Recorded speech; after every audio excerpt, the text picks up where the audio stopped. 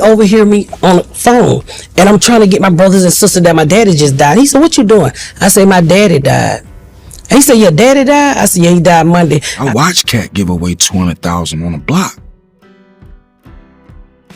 In the neighborhood, just going knocking on doors and 10,000. I said, "I'm just trying to, do his funeral. Do you mind?" And he said, "No, man." He went behind the door and came back with a stack of money. And I said, "What is this?" He said, "Go bury your daddy and come back." And this was at the time when Katt had the Money Mike had already happened the Friday after next. So out of all of us, he had more money than all of us, right? He sent his driver to McDonald's and came back and fed everybody that was there auditioning. Wow. Right? He didn't do it for no accolades. He just was like, people was like, "Thank you, Katt." He was quiet about it. Another time, we did a Wild 'N Out live show in Vegas. Katt sees me after the show with some of my homies that live in Vegas. And it's like 12, 14 people at the table. About 20 minutes later, he says, "Yo, Afe, just pay the tip." I was like, "What?" So he took care of the bill, like on the love. Wow.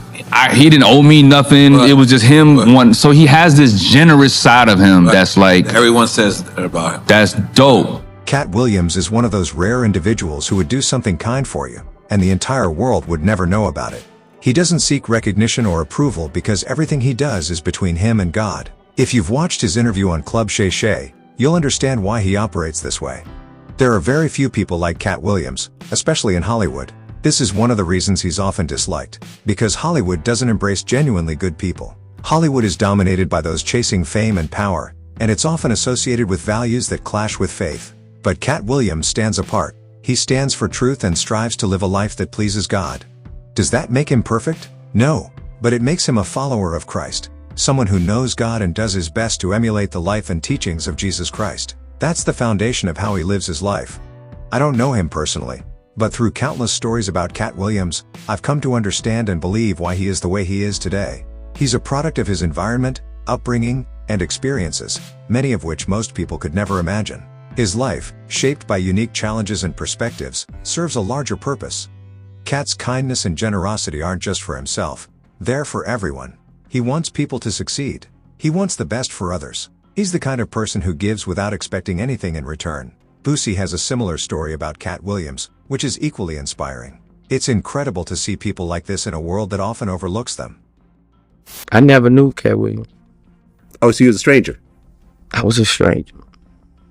Called me backstage, treated me like a king, man, and didn't give me nothing right then. I was getting in my car, pulling off.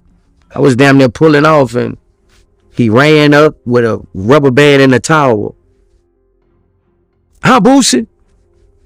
And ran from the thing, ran back in the arena. Oh, didn't even see. He didn't give me a chance to say thank you. He didn't.